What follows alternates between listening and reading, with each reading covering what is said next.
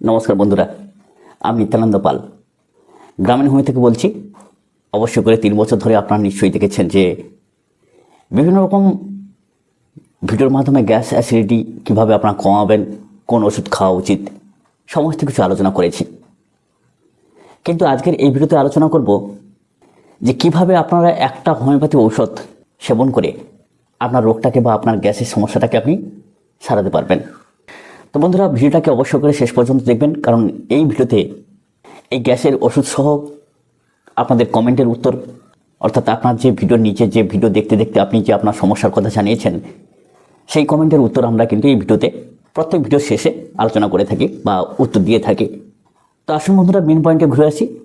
Gas হওয়ার কারণ হাজার এক কারণ রয়েছে। আপনি ইউটিউবে গুগলে সার্চ করলে দেখতে পাবেন যে 90% মানুষ কিন্তু অবশ্যই করে গ্যাসের সমস্যায় ভুগছেন।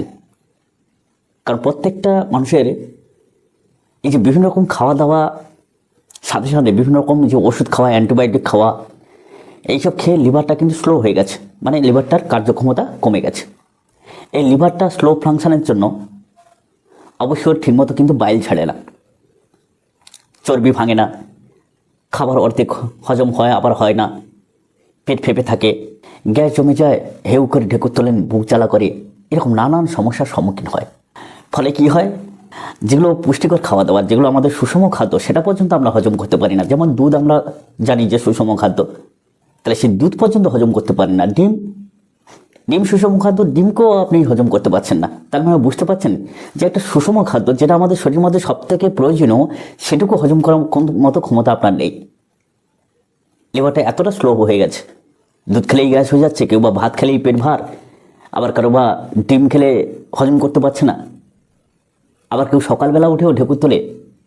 মানে এগুলো সবই কিন্তু লিভারের স্লো ফাংশনের জন্য একটা সাইন কিন্তু অবশ্য করে আপনারা পাচ্ছেন। আর সবাই তো শিক্ষিত, আপনারা বুঝতে পারছেন যে না, এই যে লিভার ফাংশন যখন স্লো হয়ে যায়, তখন আপনি একটা পরীক্ষা করে নেবেন যাদের প্রচুর পরিমাণে গ্যাস অ্যাসিডিটি হচ্ছে, আপনার লিভারটা ঠিকমতো কাজ করছে না, নানান রকম অ্যাসিডিটির ওষুধ আপনি খেয়েছেন, একটা লিভার টনিক খেয়ে নেবেন, SBL কোম্পানির লিপটি। তখনই তো বুঝতে পারবেন যে আমার কতটা সত্যি আর কতটা মিথ্যে। তো সেটা টনিকটা সাপোর্ট করলেই আপনারা বুঝতে পারবেন। তবে হ্যাঁ, টনিক দ্বারা কিন্তু রোগ সারানো যায় না, আপাতত দ্রুততার সঙ্গে রিলিভ করে দেয়। তো কী করতে হবে এখন? অনেক সময় অনেক ওষুধ দ্বারাও তো কাজ পাওয়া যায় না, তখন আপনি একটা পরীক্ষা করতে পারেন, কোনো ক্ষতির তো সম্ভাবনা নেই, আপনি নিতে পারেন। আপনারা ভাববেন যে একটা পেটের ওষুধের কথা আপনি বললেন, লিভার টনিক, লিপটি, হোমিওপ্যাথিকে এরকম চিকিৎসা চলে। একটা কথা বলি, আপনি হাতের কাছে মুড়ি মুরগির মতো অ্যালোপ্যাথি ওষুধগুলো খেয়ে নিচ্ছেন যখন আপনার অ্যাসিড কমছে না, আর সে জায়গায় যদি এই পেটের ওষুধটা আপনি খান, আপনার কি মনে হয়, আপনি বিচার বিবেচনা দিয়ে কি মনে করছেন যে ক্ষতি হয়ে যাবে? আপনার কোনোভাবেই ক্ষতি হবে না, আমি কথা দিলাম। এখানেই পরীক্ষা করে নেবেন যে লিপটি খাওয়ার পরে যখন গ্যাস অ্যাসিডটা আপনার কমে যাচ্ছে, তখন বুঝে যাবেন যে লিভারটা স্লো হয়ে গেছে কিনা। এটাই পরীক্ষার জন্য বললাম। বন্ধুরা, এই লিভার স্লো হলে শুধু যে এই যে গ্যাসের সমস্যাও তা নয়, আরও অনেক কারণ হতে পারে। যেমন সকালে ঘুম ভেঙে মাথা ভার হয়, চোখের নিচে কালি পড়তে থাকে, অল্প খেলেই পেট ভরা হয়ে যায় বা পেট ভার ভার হয়ে যায়, আপনার প্রচুর খিদে, মনে হচ্ছে এত খাবো তত খাবো, সামান্য একটু খেলেই ব্যাস পেটটা ভার হয়ে গেল। জীবের মধ্যে একটা সাদা আস্তরণ পড়ে দুধের স্বরের মতো, কোষ্ঠকাঠিন্য সমস্যা দেখা যায়, মানে ঠিকমতো পায়খানা হয় না, মুখে তিতা স্বাদ, অম্ল স্বাদ, খাবার হজম হতে সময় লাগে, পেট খালি হলে ঢেকুর। আবার অনেকের আছে যে গ্যাস অ্যাসিডের ক্ষেত্রে কিছু যদি খেয়ে নেয় আবার অ্যাসিডটা কমে যায়। এগুলো থাকলে বুঝবেন অবশ্যই করে গ্যাস নয়, লিভারেই মূল সমস্যা। আর লিভারটাকে সতেজ যদি আপনি করেন তাহলে সেটাই হবে সমাধান। তো বন্ধুরা, এখানে আমি একটা সিম্পল সমাধান বলবো, মানে সাধারণ সমাধান। তো গ্যাসের জন্য আলাদা আলাদা 10টা ওষুধ খাবার দরকার নেই। আগে লিভারটাকে খুলতে দিন, তারপরে যাই দিন না কেন সহজেই কাজ করবে। ওই যে বললাম না যে অনেক ওষুধ আপনি খাচ্ছেন কিন্তু কাজ হচ্ছে না, অ্যাসিড কমছে না, তার মানেই একটাই যে লিভারটা স্লো হয়ে গেছে। তাহলে লিভারটাকে সতেজ করতে লিভারে কিছু কিছু মাদার টিংচার আছে যেগুলো দিয়ে লিপ টনিক তৈরি হয়েছে, লিভার টনিক, লিপটি, SBL দরকার নেই আপনি যদি সেটা না খান। তো আমরা জানি যে লিভার টনিকের সবথেকে বড় যে ওষুধ সেটা হচ্ছে চেলোডিনাম মাদার টিংচার। আপনি 10 ফোঁটা করে দিনে 2বার করে সকাল সন্ধ্যায় একটু গরম জলের সঙ্গে খেতে পারেন বা ঠান্ডা জলের সঙ্গে খেতে পারেন। 15 ml জল, তার সঙ্গে 10 থেকে 15 ফোঁটা মিশিয়ে দিনে 2বার করে খান। দ্বিতীয় যে ওষুধটার কথা বলবো সেটা ক্যারিকা পেঁপা মাদার টিংচার। আমি অনেক ভিডিওতে বলেছি যে আমাদের এই ক্যারিকা পেঁপা মাদার টিংচারটা আহারের পরে খেতে হয় 10 ফোঁটা করে। তো 10 ফোঁটা করে আপনি আহারের পরে খান, দেখবেন দারুণভাবে আপনার গ্যাসটা রিফ্লেক্স হবে এবং মানে হজম ক্ষমতাও বৃদ্ধি হবে। লাইকোপোডিয়াম 30, আপনি লাইকোপোডিয়াম 30 পোটেন্সি যখন দেখবেন যে এই যে প্রচুর খিদে লাগছে কিন্তু 2-1 গ্লাস খাওয়ার পরে আর খেতে ইচ্ছে করছে না, মুখটা টক হয়েছে, দাঁতটা টক হয়ে আছে, ডান পাশে লিভারে ব্যথা, তো এইরকম যদি আপনার সমস্যা হয়ে থাকে তাহলে আর কোষ্ঠকাঠিন্য যদি ধার থাকে যে আপনার পায়খানা বেগ হচ্ছে কিন্তু যাচ্ছেন হচ্ছে না, নিষ্ফল বেগ, তাই লাইকোপোডিয়াম 30 আপনি দিনে 1-2 বার করে সেবন করতে পারেন আর 1 ঘন্টা আগে। শেষ যে ওষুধটা সেটা হচ্ছে নাক্সমমিকা 30।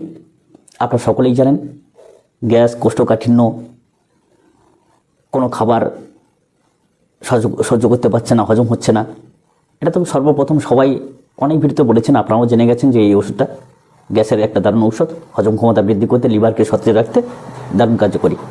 যদি 2-1 বার বমি ভাব বা বমিও হয়ে যায় সেখানেও দারুণ কাজ করে। তো 30 বা 200 পোটেন্সি দিনে 2 বার করে সেবন করবেন আর 1 ঘন্টা আগে। তো অনেকে 1 মাস ধরে গ্যাসের ওষুধ খেয়ে থাকেন, কাজ হয় না, মাসে পর মাসও খান। তো অবশ্যই করে এইরকম লিভারটাকে সতেজ করার যে ওষুধগুলো বললাম, চেলোডিনাম মাদার সর্বপ্রথম একটা দারুণ ঔষধ, এটা ছাড়া আপনার লিভার সতেজ হবে না। এছাড়াও আপনাদের যেরকম বললাম লিপটি দিয়ে ট্রাই করবেন, এসবিএল কোম্পানির লিপটি দারুণ কাজ করে।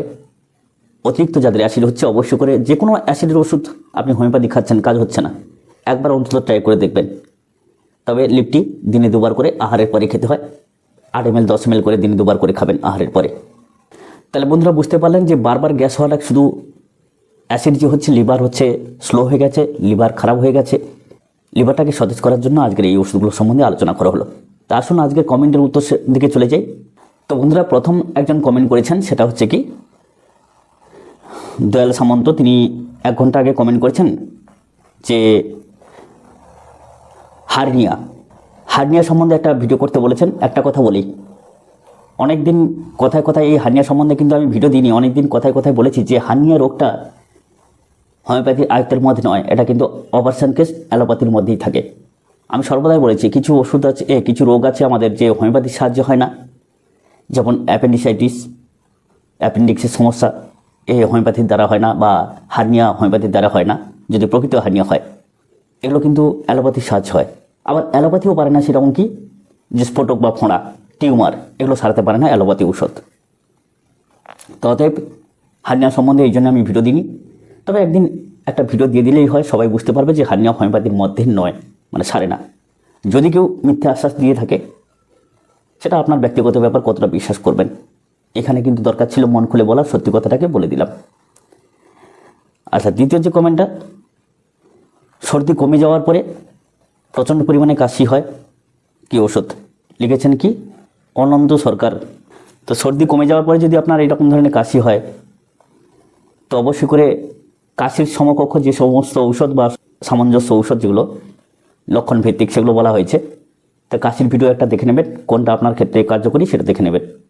আচ্ছা, বাসন শ্রী মহেশ তিনি লিখেছেন যে সোরাইসিস কি ভালোভাবে সারে?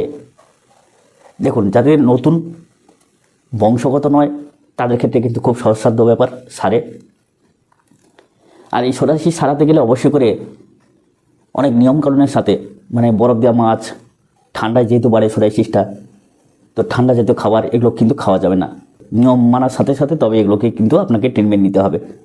তারপর নীলোৎ পাল তিনি কমেন্ট করেছেন 12 ঘন্টা আগে, ব্যাক পেন 12 বছর ধরে ভালো করে মেডিসিন বলবেন। দেখুন, 12 বছর ধরে ব্যাক পেন হচ্ছে আপনার ঠিকই আছে, কিন্তু কেমন কি সমস্যা সেগুলো তো লিখতে হবে। শুধু এটা তো অ্যালোপ্যাথি ট্রিটমেন্ট নয়, আপনাকে কী করতে হবে, কীভাবে, মানে কোনভাবে আপনার কষ্টটা বেশি, ধাবলে উঠলে, বসে থাকলে, কি চলাচল করলে, কোন মানে কি করতে গেলে আপনার কষ্টটা বেশি, কেমন প্রকৃতির উপসর্গ আপনার মধ্যে বিদ্যমান। তো এই যে ব্যাক পেন 12 বছর ধরে আপনি কষ্ট পাচ্ছেন, এই সমস্ত পুরনো রোগের ক্ষেত্রে অবশ্যই করে আমাদের হোয়াটসঅ্যাপে আপনি কমেন্ট করে মানে লিখে পাঠাবেন, উত্তর দেওয়ার চেষ্টা করব। তো গৌতম কুমার মাহাতো তারপরে কমেন্ট করেছেন মাথা ঘোরানো, বিছানা শুয়ে মাথা এদিক ওদিক ঘোরালে মাথা ঘোরে, আর সামনের দিকে মাথা নিচু করলেই মাথা ঘুরে মনে হয় এখনই পড়ে যাবে। এছাড়া ঘাড়ের ডান দিকে ব্যথা, কোমরে ব্যথা, এই 3টি রোগ, যার জন্য ভীষণ কষ্ট পাচ্ছে। তো এরকম পুরনো কেসের ক্ষেত্রে আমি বলছি যে অবশ্যই করে লিখে পাঠাবেন হোয়াটসঅ্যাপে, উত্তর দেওয়ার চেষ্টা করা হবে। তবে তার আগে আপনি ব্রায়োনিয়া 30 বা 200 পটেনশিয়াল দিনে 2বার করে নিয়ে পরীক্ষা করতে পারেন। সপ্তাহে আপাতত 1 সপ্তাহ মতো কি 10 দিন মতো এরকম ট্রাই করুন, কমে যেতে পারে। তো বন্ধুরা, ভিডিওটাকে লম্বা করবো না, কয়েকটা কমেন্ট পড়লাম। এর পরবর্তীকালে চেষ্টা করব যাতে করে আরও বেশি করে কমেন্ট পড়া যায়। আপনাদের যদি কোনো সমস্যা থাকে, আমাদের দ্বারা যদি চিকিৎসা করাতে চান, অবশ্যই করে হোয়াটসঅ্যাপে লিখে পাঠাবেন, উত্তর দেওয়ার চেষ্টা করব। সকলে খুব ভালো থাকুন, দেখা হবে পরবর্তী ভিডিও পর্বে। নমস্কার।